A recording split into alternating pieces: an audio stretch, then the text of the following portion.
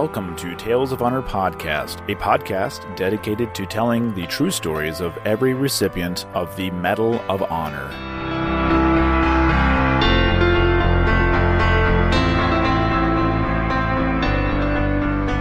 Hello, everyone, and welcome to another episode of Tales of Honor Podcast. I'm your host, Christoph Ambrose, and today's episode is episode number 273. If this is your first time hearing this podcast, hi, welcome on board, and please be sure to subscribe wherever it is that you're listening to this podcast. This way you are sure to get new episodes every time they come out, every Wednesday and Sunday at 7 p.m. Eastern Standard Time. And now, a tale of honor. William was born in DeHart, Kentucky on the 30th of November, 1919. He attended and graduated from Morgan County High School before going to Moorhead State Teachers College. After 2 years, William enlisted in the U.S. Marine Corps and completed his recruit training at Marine Corps Recruit Depot, Parris Island, and then continued on to parachute training at the Naval Air Station in Lakehurst, New Jersey. Once becoming a para-marine, he became an instructor at the Parachute Training School in New River, North Carolina, before entering Officer Candidate School in May of 1943. 3 months later, William was commissioned as a second lieutenant and was assigned to Company E, 2nd Battalion, 26th Marine Regiment, 5th Marine Division at the Marine Corps Base Camp Pendleton, California. He was a platoon leader when they deployed to the South Pacific during World War II, and William was wounded twice during the Battle of Iwo Jima. Once healed, he returned to his unit and took the place of the company commander during the last 2 weeks of the campaign. He was then promoted to first lieutenant and placed in command of his company.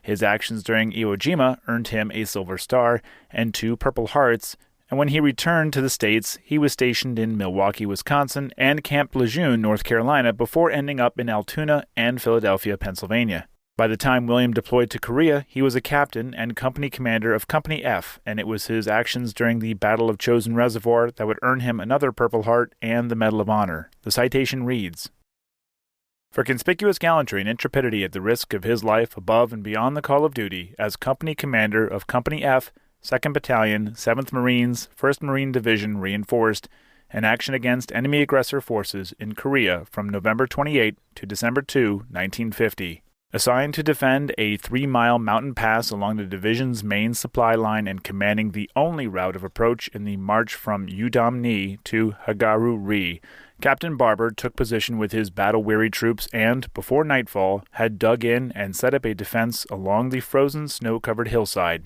When a force of estimated regimental strength savagely attacked during the night, inflicting heavy casualties and finally surrounding his position following a bitterly fought 7-hour conflict, Captain Barber, after repulsing the enemy, gave assurance that he could hold if supplied by airdrops and requested permission to stand fast when orders were received by radio to fight his way back to a relieving force after 2 reinforcing units had been driven back under fierce resistance in their attempts to reach the isolated troops. Aware that leaving the position would sever contact with the 8,000 Marines trapped in Udom-ni and jeopardize their chances of joining the 3,000 more awaiting their arrival in Hagaru-ri for the continued drive to the sea, he chose to risk loss of his command rather than sacrifice more men if the enemy seized control and forced a renewed battle to regain the position, or abandon his many wounded who were unable to walk.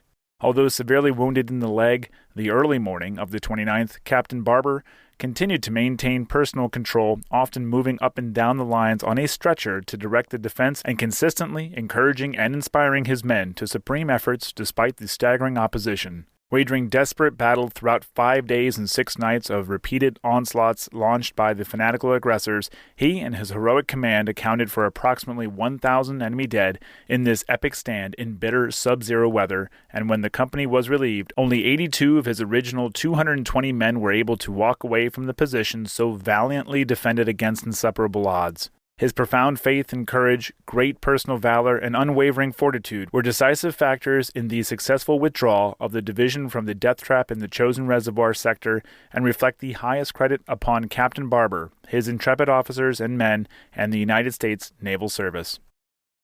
Once recovered from his wounds, William was assigned to the Marine Corps Recruit Depot in San Diego as a company commander in April of 1951. He then became the executive officer of the 1st Recruit Training Battalion and was promoted to major in July of 1952. The following month, on the 20th of August, William received the Medal of Honor from President Truman in a ceremony at the White House.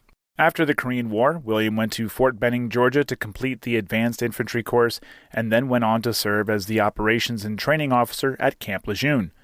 Over the next 9 years, William would serve in Thailand, Quantico, Okinawa, and back to Camp Lejeune, and was promoted to Lieutenant Colonel and Colonel.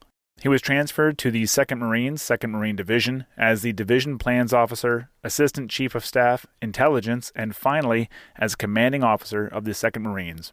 William was ordered to Vietnam as a Psychological Operations Officer with the 3rd Marine Amphibious Force Military Assistance Command.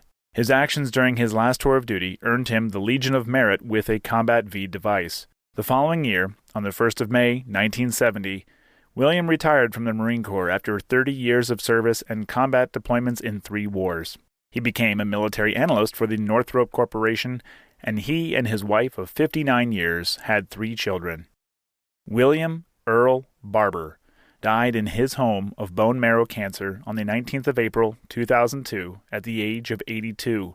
His wife, Ione, died 4 years later, and her ashes were interred with William in Arlington National Cemetery, Section 66, Grave 6904. And that was a Tale of Honor. Thank you for listening to Tales of Honor Podcast. Head on over to talesofhonorpodcast.com where you can read these stories, see other ways to support the show, and easily share a story with your friends and family. Tales of Honor Podcast is written and produced by Christoph Ambrosch, and theme song, A New Beginning, is by Ben Sound. If you have any questions or comments, you can send them to talesofhonorpodcast@gmail.com. And until next time, I'm Christoph Ambrosch. Thanks for listening.